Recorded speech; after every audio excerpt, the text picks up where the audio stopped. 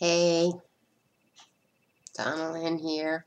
I'm going to do a video on survivor's guilt and how to deal with the burnt images we may have of witnessing somebody passing away or coming upon somebody that passed away in a devastating way. Now, we as a human being, as a body, are controlled by our soul.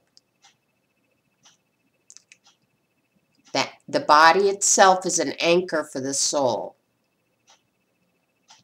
Once the soul is outside of the body means nothing. The body means absolutely nothing to the person. However, it does make a difference to those who find the body or see the body in action being killed. It's a difference between laying in a bed and dying naturally, or in a hospital bed, as opposed to dying either in combat, street gun warfare, suicides. It's a devastating thing for the person coming into the scene, but knowing what's going on with the person is the difference. So I witnessed many a murder, but I see things differently, and then I'll talk about survivor's guilt. So here's a body.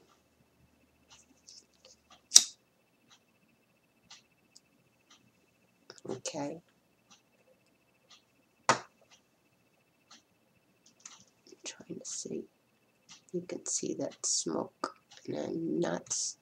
Okay, you are. That smoke is representing the spirit. That smoke, I don't have lights on in here. Okay, that's better. You see that smoke? That smoke, let me put it on that side, it's darker. That smoke is the spirit leaving the body. So the spirit left the body. We get to remember the burnt image. But that burnt image is just that. It's a burnt image that is no longer the here and now. And we have to override that burnt image. I have many. The spirit is gone. It's gone to its resting place. Every good warrior, every good person goes to the next step. Doesn't matter if you committed suicide. I've been to the other side. It doesn't matter. The spirit is free. It's going to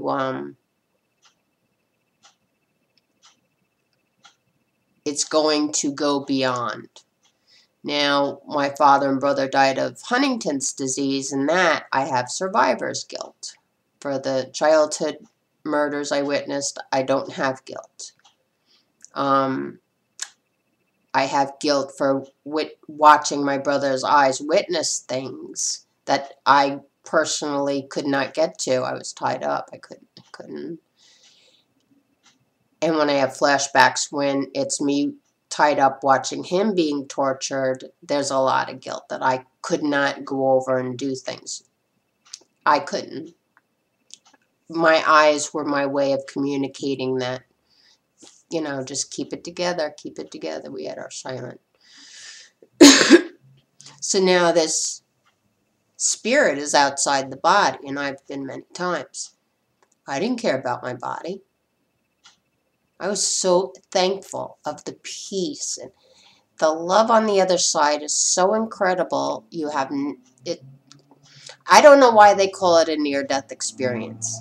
You die.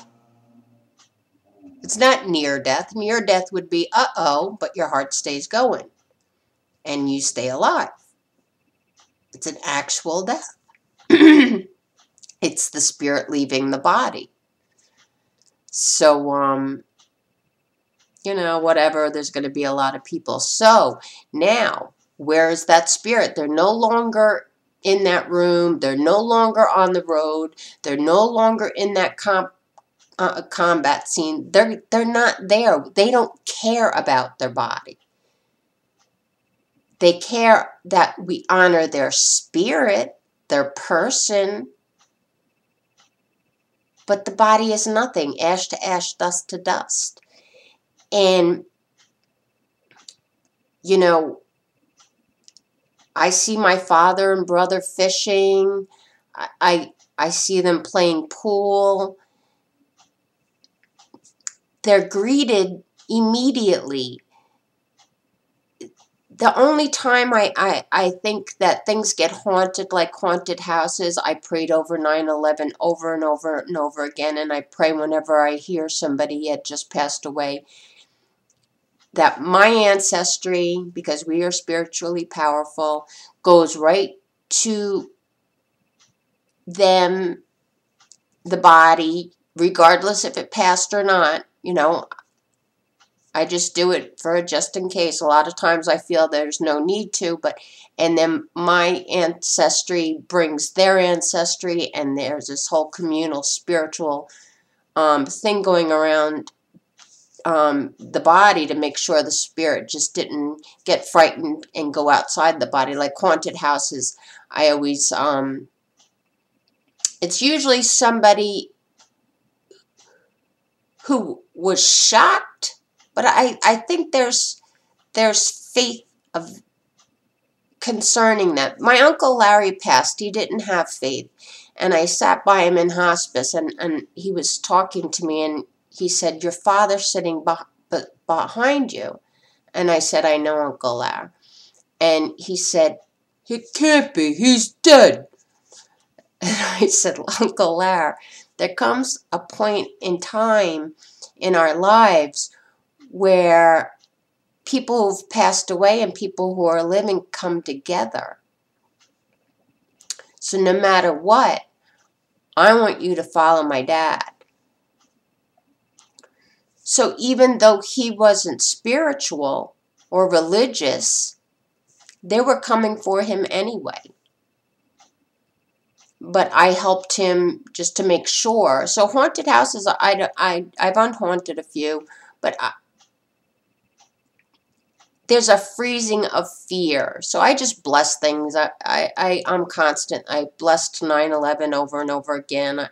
I bless those that are still overseas militarily, and I'm constantly blessing.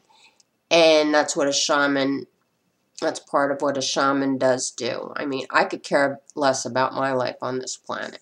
I know what my afterlife is going to be. It's going to be tremendous. God, please fast forward. All my peeps are gone. But for the time I'm here, it's to help others. And so getting that burnt image out, getting that survival guilt out, the bottom line is God's choice, not yours. You're powerless. God knows exactly. There's a great book above. It says your name, the date of your birth, your little bio, and the day of your death. Nothing. No one, no human is going to change that, whether it be one individual, a bus full, a plane full, a building full. God knows each and every person He's calling home. You can do it on the flip side. How many people didn't go on a plane when it was just something, somehow that's God saying, no, it's not your time. Let them go. I want them. So removing that every time an image like that comes in, think, no, where is that person now? Think of that person's personality. What would they be doing right now in heaven? Go straight to that.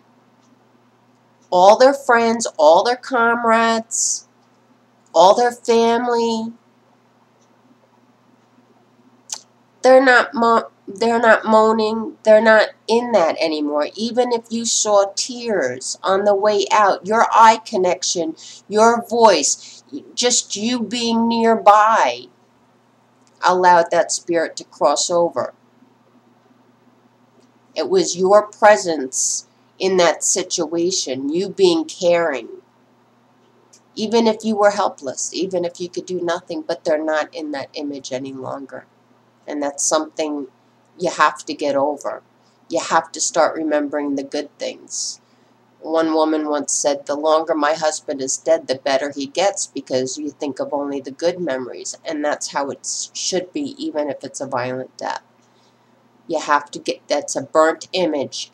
We have PTSD, complex post-traumatic stress disorder. Get that image out. Replace it. Replace it with memories of happy times. Replace it with images of what they're doing now. Yet, the body was sick. It's gone. The spirit could care less about that body.